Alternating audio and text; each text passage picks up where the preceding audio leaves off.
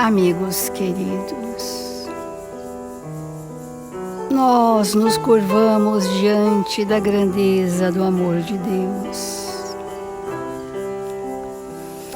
e reverenciamos Jesus, nosso Mestre amado, como sendo a presença de Deus em nossas vidas, manifestando a misericórdia do Pai e conduzindo-nos a todos pelos caminhos redentores da verdade.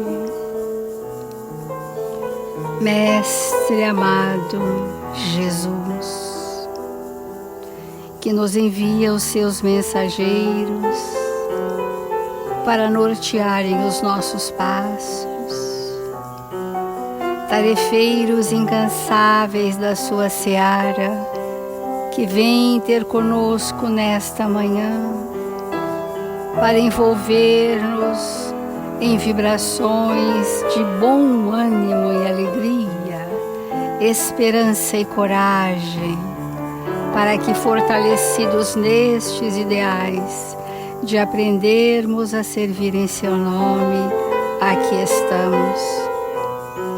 Mestre querido e bom, ampara, Senhor, a multidão dos aflitos, que as equipes socorristas arregimentadas pelo seu coração continuem a postos, amparando e socorrendo a todos nós.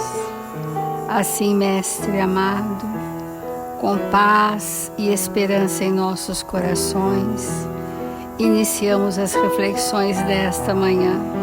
Obrigada, amigos queridos. Obrigada, Senhor Jesus. E que assim seja, Mestre.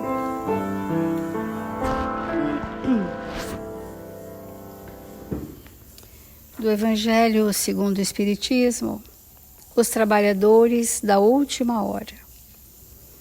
E esses trabalhadores da última hora tiveram várias oportunidades de fazerem a sua obra em si mesmo, nas suas transformações íntimas. E que agora, no derradeiro momento, acordamos com sentimentos de arrependimento para aproveitarmos o momento especialíssimo que nós estamos vivendo na Terra, para efetivamente dar o nosso testemunho sobre tudo que já sabíamos, mas que as circunstâncias reencarnatórias não nos faziam viver ainda, e que agora, para alguns de nós, é chegado esse momento. Então, os obreiros do Senhor, Jesus disse, o Espírito de verdade, atingistes o tempo do cumprimento das coisas anunciado para a transformação da humanidade.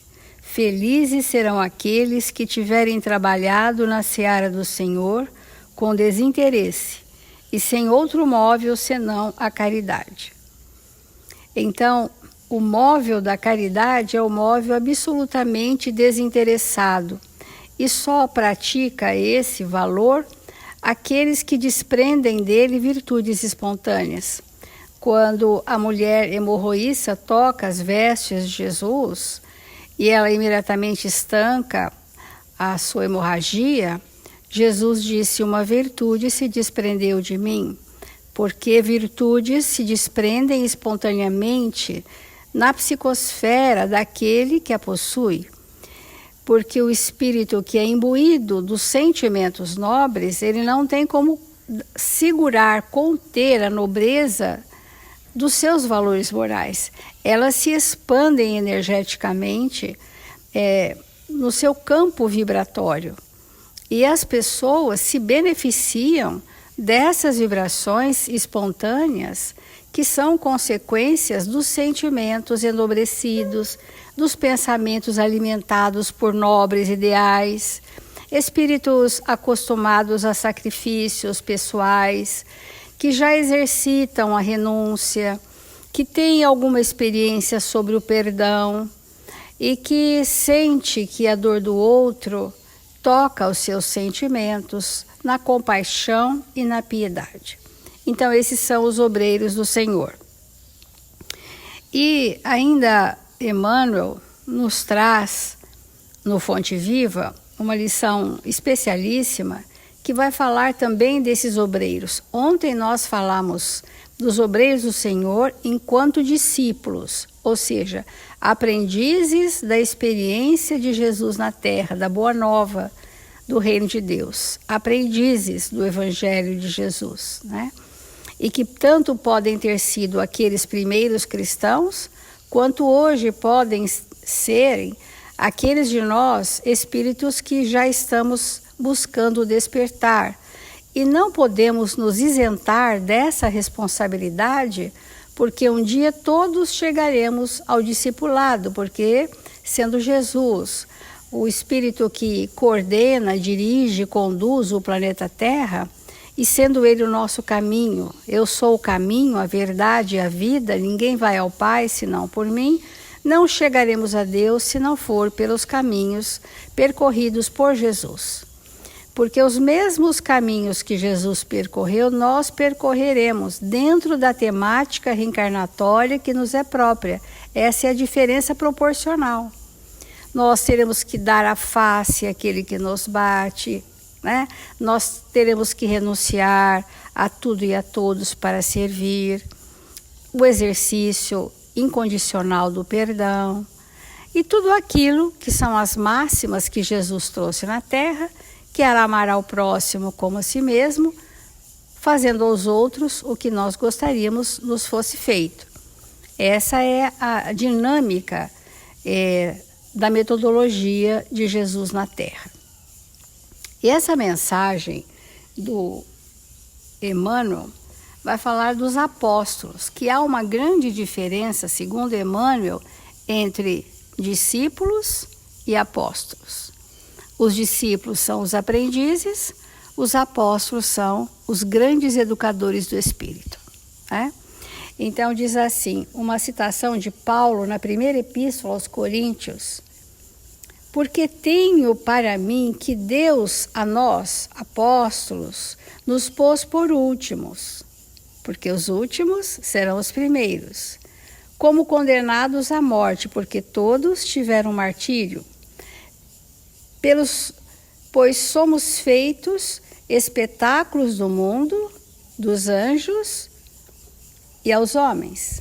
Espetáculo do mundo vamos traduzir por grandes exemplos que foram vistos nos circos de Roma, que foram vistos em situações na Casa do Caminho e que outras passagens dos Atos dos Apóstolos deixam claro para nós a grande exemplificação, porque naquele momento, enquanto educadores do Espírito, que Emmanuel fala, esses apóstolos, eles eram médiuns de Jesus, né? Eles estavam sob a imantação contínua do pensamento do Cristo na Terra, né? E nós estamos sendo convidados, nesse momento transitório que vivemos, a termos uma sintonia contínua com os amigos espirituais superiores, porque tem uma hierarquia.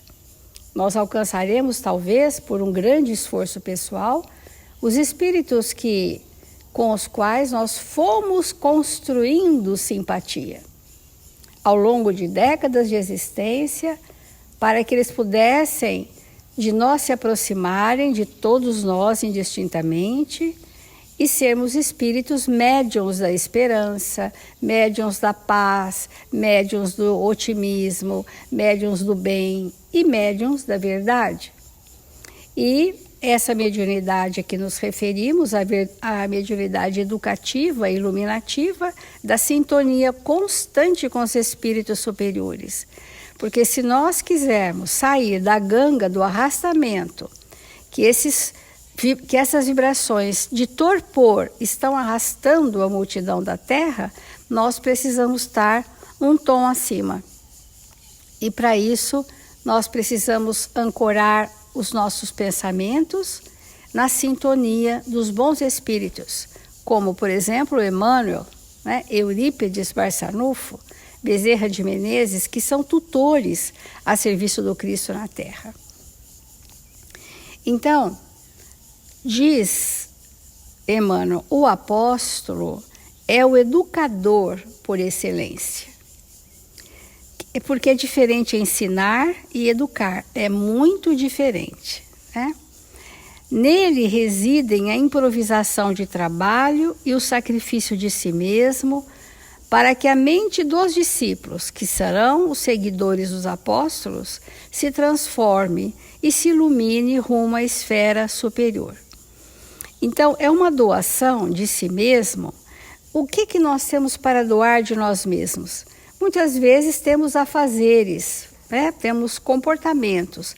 Mas esse apóstolo, que é o educador por excelência e educador do espírito, ele doa de si mesmo das suas construções morais, que geram atos. Porque todo aquele que traz valores morais desenvolvidos geram ações, porque são esses sentimentos que movem as nossas ações. Então, a educação do espírito é um movimento de valores morais de alguém por nós. Alguém movimentou seus valores morais em nosso favor. Inoculou no nosso campo mental estímulos a mudanças, né? Então, nessa passagem dos apóstolos, o Emmanuel vai trazer as várias profissões, cargos e funções humanas, que cada qual tem um relevante e importante papel no mundo, que se complementa. Ele vai falar do legislador, que formula decretos, que determina equilíbrio e justiça, os grandes administradores dos recursos materiais da terra, que geram o progresso material, que albergam famílias a eles dependentes. Vai falar do artista, que embeleza o caminho, que amplia os campos da inteligência. Vai falar dos cientistas, que nos surpreendem com as realidades da sabedoria divina através das leis da matéria. Descobrem as leis da matéria e nos surpreendem, hoje compreendendo que essas são leis de Deus, né? Enfim, o médico que socorre o corpo, o operário, que é o ativo menestrel das formas, né? Que é o executor, né? Que é o manipulador das formas. E, enfim, os apóstolos, porém, são os condutores do Espírito. Vamos registrar bem isso. Olha, os apóstolos, que não são os 12, não é desses que estamos falando. Nós estamos falando daqueles 500 da Galileia que Jesus encaminharia em todas as épocas da humanidade para que fossem os prenunciadores do progresso científico, intelectual, né? Em todos os campos que Emmanuel cita aqui. Esses simbolicamente 500 hoje se multiplicaram, porque o apóstolo ele leveda a massa, ele vem para dar um fomento grandioso onde quer que ele esteja. E isto, os seus multiplicadores, que já foram seus aprendizes e hoje são aqueles que nos conduzem, nós estamos entendendo que o apóstolo é o educador por excelência e é também o condutor do Espírito, ou seja, é o educador do Espírito. Em todas as grandes causas da humanidade, são instituições vivas do exemplo revelador. Eles não pregam, eles revelam, revelam-se. Eles, na mais absoluta humildade, com total anonimato, mas revelam a sua grandeza porque é impossível enclausurar o bem. É impossível. Então, são instituições vivas, oferecendo em si mesmos a essência do que ensinam. Não vão dizer bibliografias para que alguém siga uma bibliografia. Eles ensinam, oferecem em si mesmos a essência do que ensinam. Onde está a essência do que ensinam? Neles próprios. Não está em algum livro. né? A verdade que demonstram e a claridade que acendem ao redor dos outros. Interferem na elaboração dos pensamentos dos sábios e até dos ignorantes, nos retirando do abismo. Muitas vezes nós estamos à beira de um abismo e vamos escorregar para as furnas escuras. E alguém nos salva, nos salva em nome de Deus, cujo executor são esses espíritos, que através de nós, imperfeitos, que ainda predominam mal, através de nós podemos ser instrumentos dos espíritos superiores para retirar alguém que está à beira do abismo. E este é o grande exercício a que somos convidados. Então, interferem renovando-lhes o modo de crer e de ser, a fim de que o mundo se engrandeça e se santifique. Então, nós estamos trazendo essa reflexão de apóstolos e discípulos. Estamos trazendo a clareza do Evangelho de Jesus para dizer que nós podemos ser os trabalhadores da última hora se nos tornarmos discípulos. Do contrário, não seremos trabalhadores subreptícios, um flash, e depois entramos na ganga das nossas paixões. Então, se nós realmente nos tornarmos discípulos, os aprendizes sinceros, que vão seguir os caminhos de Jesus nos seus exemplos próprios, e se isso for uma verdade para nós seremos no planeta hoje pontos dos amigos espirituais que solicitam que a humanidade da Terra possa dar a sua mínima contribuição de luz nas trevas densas que estamos atravessando. Não solicita de nós que nos acanhemos, intimidemos, entramos nos pavores ou nas ilusões da negação. Requer de nós que nos alistemos como aprendizes de discípulos de Jesus, de hoje para sempre, porque é um caminho sem volta. O caminho da ascensão, não há retrocesso na evolução do espírito. Então, uma vez no caminho, sempre no caminho. Mas há possibilidade de nós estagnarmos nesse caminho. Mas aqueles que nos amam, amigos queridos, que ombreiam conosco a existência na Terra, vão nos acordar, vão nos ombrear e nos arrastarão pelo influxo do seu amor por nós. Então esse é o chamamento desse tempo em que estamos no planeta, sendo convidados a servir em nome de Jesus.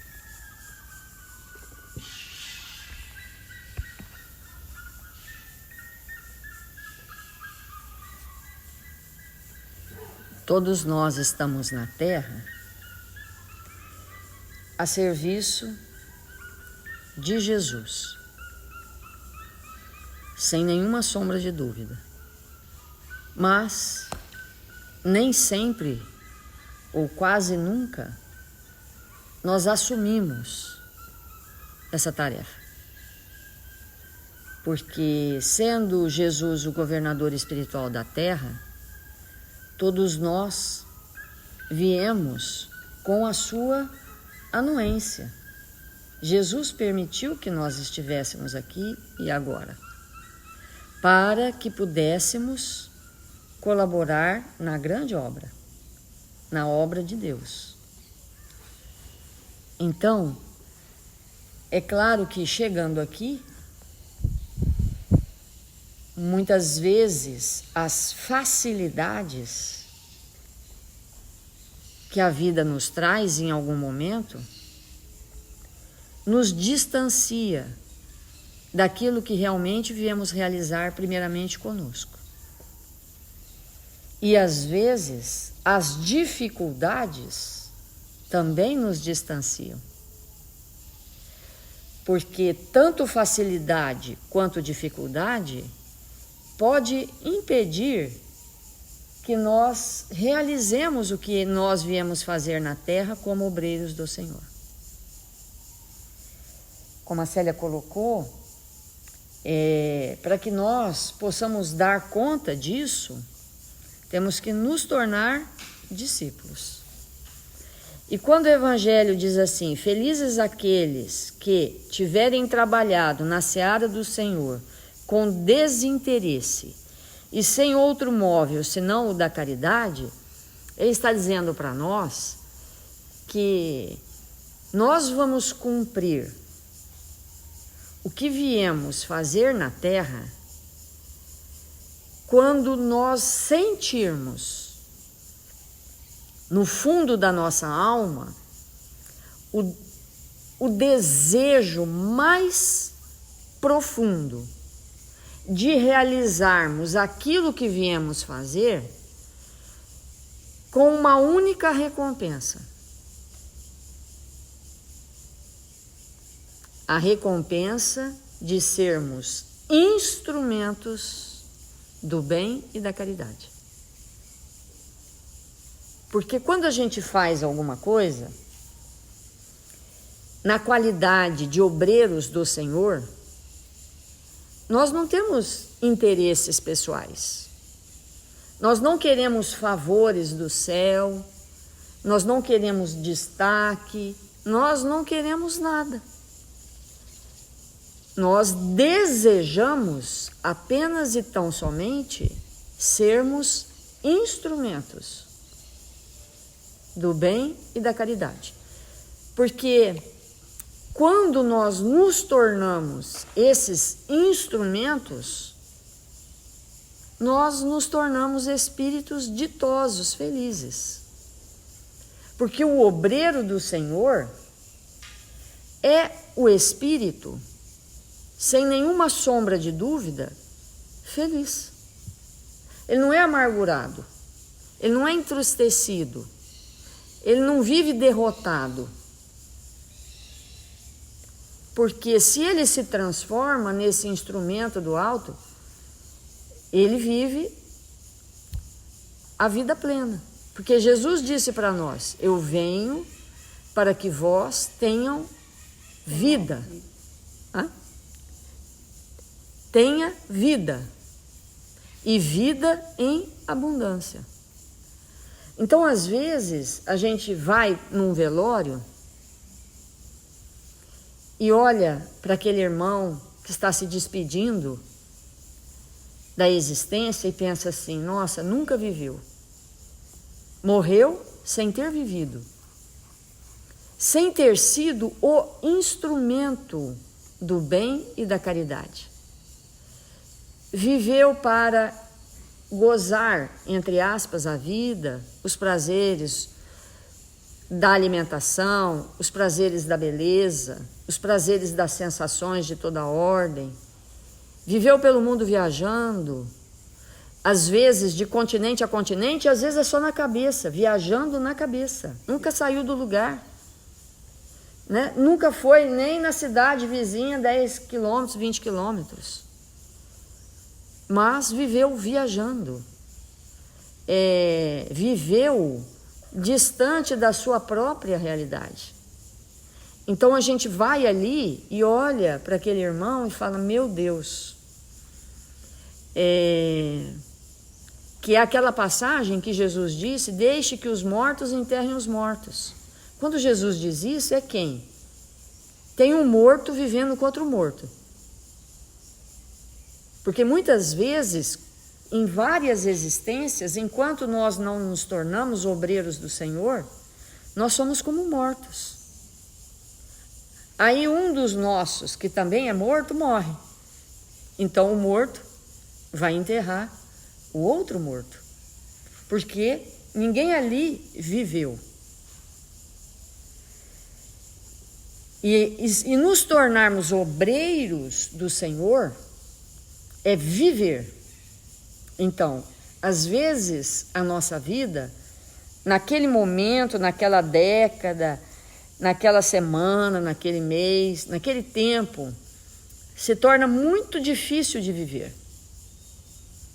Porque não sentimos que temos recursos suficientes para lidar com aquela circunstância. Mas, se nós nos lembrarmos que podemos nos tornar os obreiros do Senhor, pronto. Eu me lembro, tem uma passagem que todo mundo gosta e eu gosto também, né, de Francisco de Assis, que Francisco de Assis,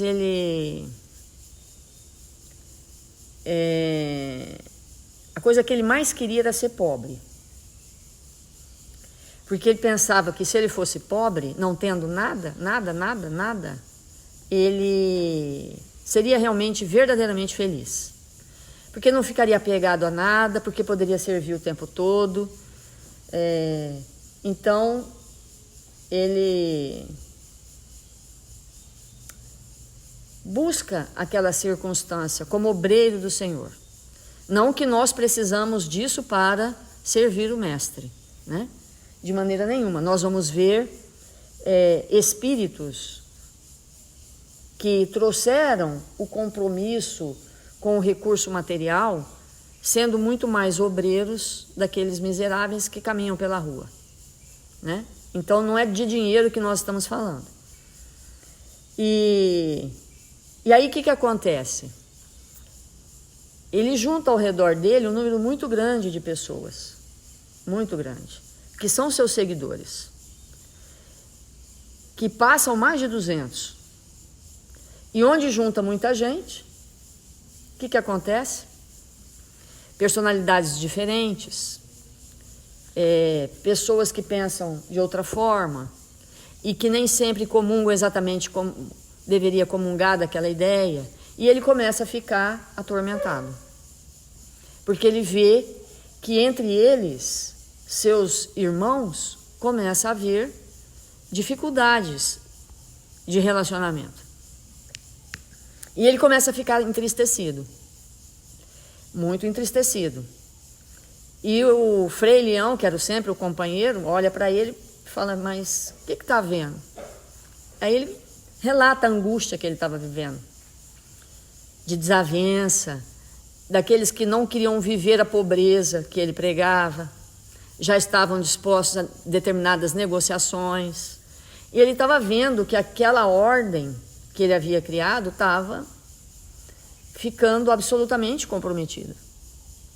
E ele então relata isso, a angústia de viver aquilo, porque ele sentia que ele tinha vindo na Terra fazer um trabalho com a humanidade. E que aqueles que estavam mais próximos, como tinha acontecido com Jesus, né, não estavam entendendo. E se nem os próximos estavam entendendo, estava comentando isso com o irmão Leão. E aí ele fala assim, olha, só tem um jeito de você resolver isso. Vai conversar com a Clara. Porque a Clara, como todos nós sabemos, era a mentora espiritual dele. Ele sentia assim. E ele vai lá, no convento, conversar com a Clara. E relata para a Clara o que tinha conversado com o irmão Leão. E ali, ele pergunta, mas Clara, diante disso que eu estou te expondo, como você vê esse problema? E ela diz, o problema é que você ainda não é pobre o suficiente. Aí ele falou, não pode ser esse o problema. Por quê? Eu só tenho esse saco aqui que eu visto. Eu ando descalço. Eu catei um saco, fiz um furo e vesti. Como que eu não sou pobre o suficiente? Aí ela disse, não, você está apegado naquilo que é pior do que a matéria. Você está apegado na instituição que você criou. Você está apegado no que os outros estão pensando ou fazendo. Então, desapega. Fica pobre mesmo, de tudo. Naquele instante, o problema desapareceu. Então, às vezes, o obreiro do Senhor, ele quer fazer ele pensa que a obra é o outro, mas a obra não é o outro. A obra somos nós mesmos. Então ele estava ali, ele estava exemplificando para os seus irmãos da ordem o que ele era, o que ele pensava, o que ele sentia. Ele estava entregando a sua vida, ele nasceu e entregou a sua vida à humanidade para mostrar para nós o que era um obreiro do Senhor. Mas aqueles que estavam com eles não tinham maturidade para entender naquela hora. Mas ele escreveu com as tintas do amor no coração deles. E quando eles estiverem mais maduros, em próximas reencarnações, vão manifestar aquilo que aprenderam em algum momento. Então, às vezes, nós estamos numa obra e a gente quer o resultado do outro. Mas o obreiro do Senhor, ele não está em busca do que o outro pode nos entregar. O obreiro do Senhor é instrumento do amor e da caridade sempre. Agora, se o outro não compreende, se o outro não é o que a gente gostaria, se o mundo não está como nós almejamos, continuemos sendo obreiros do Senhor.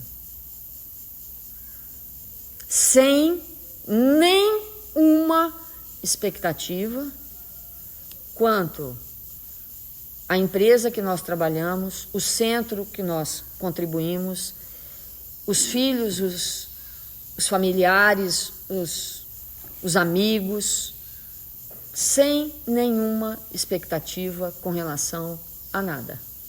Vivamos a pobreza, não material. O desapego. Vamos viver o completo desapego do desejo de que o outro seja como nós gostaríamos que ele fosse. Simples obreiros do Senhor. Qual é a minha parte? Estou fazendo. Com alegria, com bom ânimo e para sempre. Vamos fazer a prece.